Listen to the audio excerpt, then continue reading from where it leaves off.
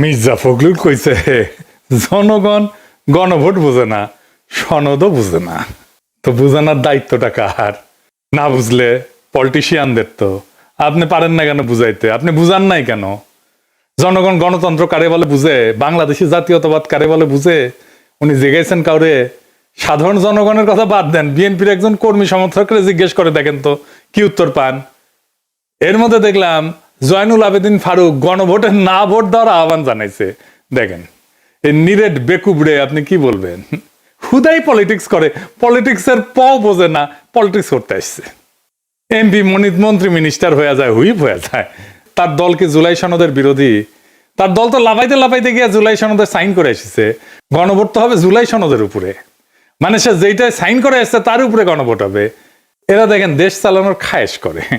আচ্ছা, তর্কের খাতিরে ধরে নিলাম বিএনপি জুলাই সনদের বিরুদ্ধে, তারপরে ধরেন গণভোট হয়েছে এবং জুলাই সনদ বিরোধীরা মানে বিএনপি আর আওয়ামী লীগও তো জুলাই সনদের বিরোধী, তারা না ভোট দিছে, ফলে গণভোটে না জিতে গেছে। তাইলে রক্তে লেখা জুলাই সনদের পরিণতি কি হবে? আমি কই না যে বিএনপি বড়, তাই তার নিজেই নিজে মারে। বিএনপি যখন না ভোটের ক্যাম্পেইন করবে তখন নিজের নিজেই কেমনে মারবে সেটা বুঝে নিতেছে। আসেন আগে একটা বিষয় একটু খোলাসা করে নি। আমার তো শত্রুর অভাব নাই, শত্রুরা বেশিরভাগই মূর্খ সোদা। তাই মূর্খ সোদারা এসে বলবে জুলাই সনদকে ফালতু কইছে এই পিনাকি কয়দিন আগেই, আজ জুলাই সনদ প্রেমে গদ হইছে। আমি এখনো মনে করি জুলাই সনদ ফালতু। এইটা আমরা বিপ্লবের পরে যে রাষ্ট্র তৈরি করতে চাইছিলাম, অন্তত আমি চাইছিলাম, সেটা করতে পারবে না। কিন্তু একটা দেশের সব রাজনৈতিক দল আলাপ আলোচনা করে এটা পর্যন্ত আগাইছে, সেটা একটা মূল্য আছে না? আমি চিটাগাং যাইতে চাই, গাড়ি চড়িছি, গাড়ি এসে কুমিল্লাত নষ্ট হয়ে গেল, তা আমি কি যাইতে পারি? চিটাগাঙে পারি নাই। গাড়িটা কি ফালতু? ফালতু। কুমিল্লা পর্যন্ত আসছি, সত্য আসছি, এটা কি ফেলাই দিতে দিয়ে ঢাকার দিকে রওনা দিব, নাকি চান্সে থাকবো অন্য গাড়ি চেয়ে চিটাগাঙের দিকে যাবো? চিটাগাঙের দিকে যাবো। তো বোঝা গেছে জুলাই সনদ হ্যাঁ ভোট পাইলে ভালো, রাজনৈতিক দলের সমঝোতা জনগণ মাইনে নিছে, এটা বোঝা যাবে। আর যদি না ভোট পায় তাইলে জনগণের আকাঙ্ক্ষাকে রাজনৈতিক দল ধারণ করতে পারেনি, এটাই বোঝা যাবে। বিষয়টা একটু জটিল মনে হইতেছে, আমরা একটু গভীরে গিয়ে আলাপ করব। আসেন আল্লাহর নামে শুরু করি। অনেক এখন কইতেছে গণভোটে না জয়ী হইলে আমরা কি 2024-এর 5ই আগস্টের আগে ফিরে যাব? না, যাব না। কেন যাব না সেটা বুঝতে হইলে একটা গভীর দার্শনিক আলাপে প্রবেশ করতে হবে। আবার ডরেন না, চালচালায় বুঝা যাবেন। এই বিষয়গুলো বোঝা দরকার আছে সবার। এটা না বুঝলে রাজনৈতিক দলগুলো সবসময় মাথায় কাঁঠাল ভেঙে খাবে আর ধুনফুন বুঝাবে, ওরা নিজেরাই বুঝে না। তো ইতিহাসকে, রাজনীতিকে, ঘটনাকে ব্যাখ্যা করতে শিখবেন, তাইলে মজা লাগবে। এরপরে কখনো পিনাকির ভিডিও যদি নাও আসে তাইলে নিজে নিজে পথ চিনে নিতে পারবেন।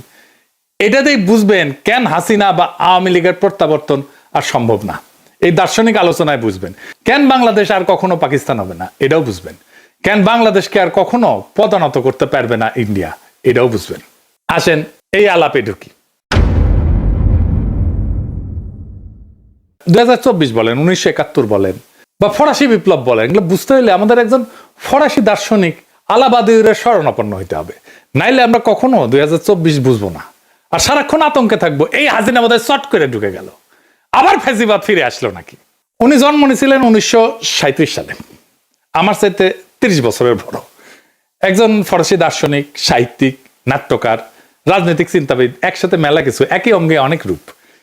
এলাবাদিও জনগণের জীবনের সেই মুহূর্তগুলোকে বুঝতে চান, বোঝাইতে চান যেখানে পুরনো নিয়ম ভেঙে পড়ে এবং নতুন সত্য জন্ম নেয়, আমাদের জন্য খুবই প্রাসঙ্গিক। তিনি মনে করেন সত্য নির্দিষ্ট ঘটনার মাধ্যমে প্রকাশিত হয় এবং মানুষ সেই সত্যর মাধ্যমে নতুন পরিচয় তৈরি করে। তার মূল দার্শনিক অবদানগুলোর মধ্যে একটা হইতেছে ইভেন্ট থিওরি। এটাই ওনার সবচেয়ে বড় অবদান। তিনি বলেন যে সমাজ সাধারণত স্থিতিশীল অবস্থায় থাকে, এটাতে উনি বলছেন বিইং। হাসিনার আমলে যখন সবাই মনে করতেছিল আর কিছু হবে না, হাসিনা না মরা পর্যন্ত ক্ষমতায় থাকবে, সেইটা হইতেছে বিইং। কিন্তু হঠাৎ কিছু মুহূর্ত আসে যখন আগে সব নিয়ম ভেঙে যায়, এটাকে বলেন উনি ইভেন্ট, এবং নতুন সত্য তৈরি হয়। আর যারা সেই সত্যকে ধারণ করে তারা হয়ে ওঠে সাবজেক্ট। চারটা ধারণা: বিইং, ইভেন্ট, ট্রুথ, সাবজেক্ট। এটাই উনার দর্শনের কেন্দ্র। কঠিন লাগতেছে? লাগারই কথা, আমারও কঠিন লাগেছিল, বুঝতে মেলা সময় গেছে। আচ্ছা, আরো একটু বুঝাই বলতেছি। হ্যাঁ,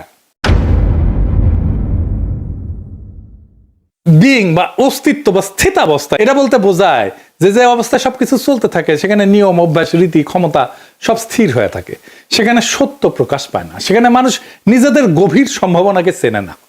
আমরা কি করতে পারি, আমাদের পক্ষে কি করা সম্ভব, মানুষ বুঝতে পারে না। যেমন হাসিনার শাসন যে টিকবে না, এটা অনেকে বুঝতে পারে নাই, এটি স্থিতাবস্থা।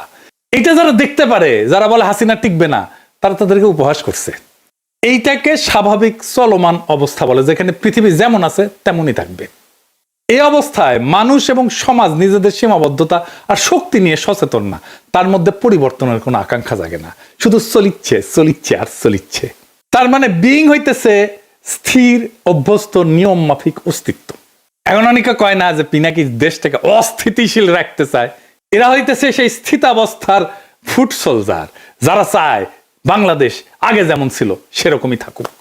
2 নম্বরে হইতেছে ইভেন্ট বা বিচ্ছেদ মুহূর্ত। ইভেন্ট হইল যেই মুহূর্ত স্বাভাবিক অবস্থার ভিত ফাটায় চুরমার কইরা দেয়। এই বিইং বা স্বাভাবিক অবস্থা, স্থিতাবস্থা, এটার ভিত একেবারে চুরমার করে দেয়, ওইটাকে ভেঙে নতুন সম্ভাবনার দ্বার খুলে দেয়, যার আগমনটা আগের নিয়ম দিয়ে ব্যাখ্যা করা যায় না, যা হঠাৎ সত্যের আবির্ভাব ঘটায়। তাই ইভেন্ট আসলে একটা বিচ্ছেদ, এটাকে উনি বলছেন রাপসার, ভেঙে পড়ে, যেখানে পৃথিবী আগের মতো থাকে না, বাংলাদেশ আগের মতো নাই। 2024-এর অগাস্ট বিপ্লবের পরে এই ইভেন্টে হঠাৎ সত্যের উদ্ভব ঘটায়, পুরানো নিয়ম থেকে বিচ্ছেদ ঘটায়। 2024 সেই ইভেন্ট, সেই রাপসার, সময়ের গর্ভ থেকে চিৎকার করে রক্তস্নাত হয়ে জন্ম নেওয়া নতুন সময়। এরপরে আসে ট্রুথ।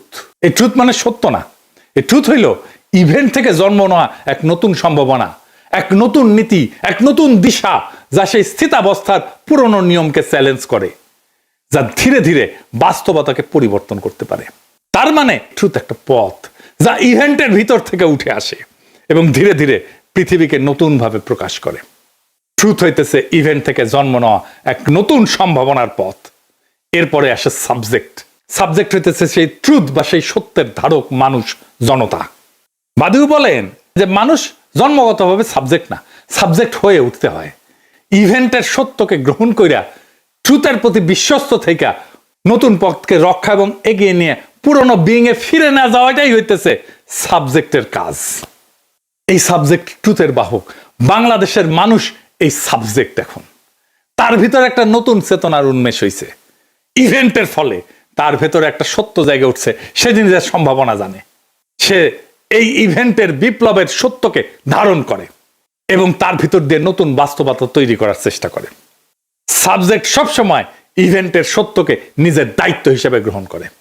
4টা ধারণা সম্পর্কে আবারও এডিটর সাহেব পাশে লিখে দেন। অস্তিত্ব বা বিইং, যে অবস্থায় আমরা চুপচাপ চলি। 2 নাম্বার ইভেন্ট, যা সেই অবস্থায় ফাটল ধরায়, রাপচার ঘটায়, ভেঙ্গে ফেলে, যা বিপ্লব 2024-এর। ট্রুথ, যে নতুন দিশা সেই রাপচার থেকে, ইভেন্ট থেকে জন্মায়। সাবজেক্ট, যে মানুষ সেই নতুন দিশাকে ধারণ করে আগায় যায়। এক বাক্যে যদি বুঝায় বলি, অস্তিত্বের নীরব স্থবিরতার মধ্যে হঠাৎ ঘটে যাওয়া বিপ্লব থেকে যে নতুন সত্য জন্ম নেয় এবং যে জনগোষ্ঠী সেই সত্যের প্রতি বিশ্বস্ত থাকে, সেই পরিণত হয় সাবজেক্টে। তাহলে জুলাই সনদের নৈতিক ভিত্তি কি, ইভেন্ট নাকি ভোট?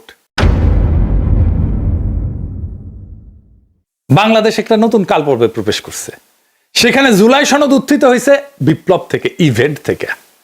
তাই জুলাই সনদ গণভোটে হাইরা গেলেও তার বৈধতা হারায় না। জুলাই সনদ হইতেছে জনগণের উত্থানে জন্ম নেওয়া নতুন ভিত্তিনীতি, এটা ভোটে জেতা দিয়ে তৈরি হয় না। এই ভিত্তিনীতি তৈরি হয় ঐতিহাসিক ঘটনাবলী, উত্থান, জনক্ষমতা, সামাজিক রূপান্তর এবং সম্মিলিত দাবির ভিত্তিতে। বিএনপি বলে না সংসদে যে সবকিছু ঠিক করব, ভোটে সবকিছু ঠিক হবে না। ভিত্তিনীতি তৈরি হয় বিপ্লবে, অভ্যুত্থানে, জনগণের আকাঙ্ক্ষায়, গণ আকাঙ্ক্ষায়, ভোটে না। জুলাই সনদ ঐতিহাসিকভাবে জন্ম নেওয়া নতুন ভিত্তি চুক্তি। ভোট তার বৈধতা বাড়াইতে পারে বা কমাইতে পারে, কিন্তু বাতিল করতে পারে না। জুলাই সনদ কোনো দলীয় প্রতিশ্রুতি না যে ভোটে হারলে বাতিল হয়ে যাবে। এটা হইল বর্ষা বিপ্লবের রাজনৈতিক ফল, জনসম্মতির উপরে লেখা দলিল, 25টা রাজনৈতিক শক্তির সই করা কাঠামো, ইতিহাসে জন্ম নেওয়া নতুন ভিত্তি। এইটা এক্সট্রা কনস্টিটিউশনাল সত্য মুহূর্ত। এইগুলোর কারণে জুলাই সনদ একটা ভিত্তিনীতি অস্থায়ী হইতে পারে, এটা গণভোটে স্থায়ী হবে। আর যদি গণভোটে না ভোট পায়, তারপরেও একটা নতুন সত্য উত্থিত হবে, সেটা আমরা আসবো। এইবার আসেন আরেকটা বিষয় দিয়ে একটু এটা বুঝে দেখি। আরেকজন দার্শনিকের আলোচনা একটু বুঝে দেখবো।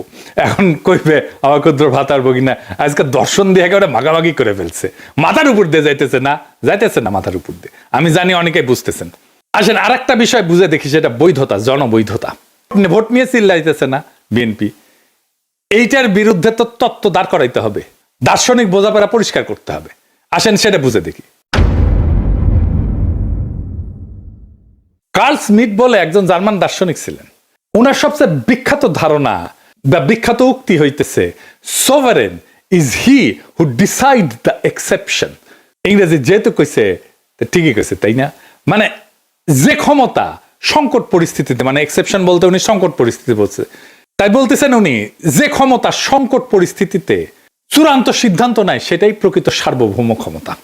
আর একটু বুঝে দেখি, খুব চমৎকার একটা বিষয়। কিন্তু সংবিধান ভেতরে নিয়ম সাধারণ সময় চলে, কিন্তু সংকট এলে সংবিধান কাজ করে না, নিয়ম কাজ করে না, সিদ্ধান্তই রাজনীতিকে নির্ধারণ করে।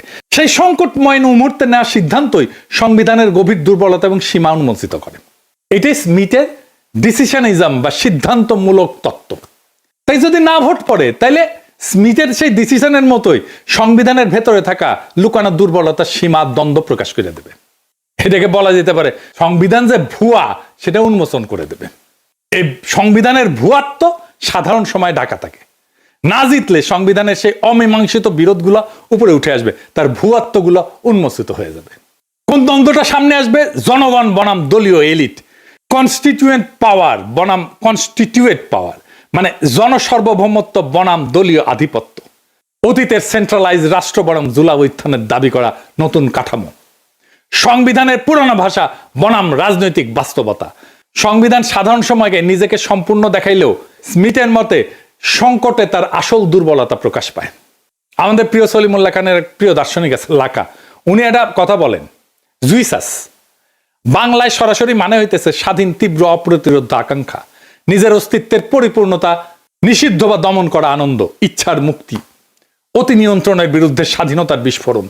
রাজনীতিতে জুইসাস বলতে বোঝানো হয় জনগণের নিজস্ব তীব্র ইচ্ছা শক্তি, দমন করা রাজনৈতিক আকাঙ্ক্ষার প্রকাশ, স্বাধীনতার অনুভূতি, রাষ্ট্রশক্তির উপরে নিজেদের নিজস্ব ক্ষমতার দাবি, যা কোনো দল, সংসদ, নিয়ম দিয়ে পুরোপুরি নিয়ন্ত্রণ করা যায় না।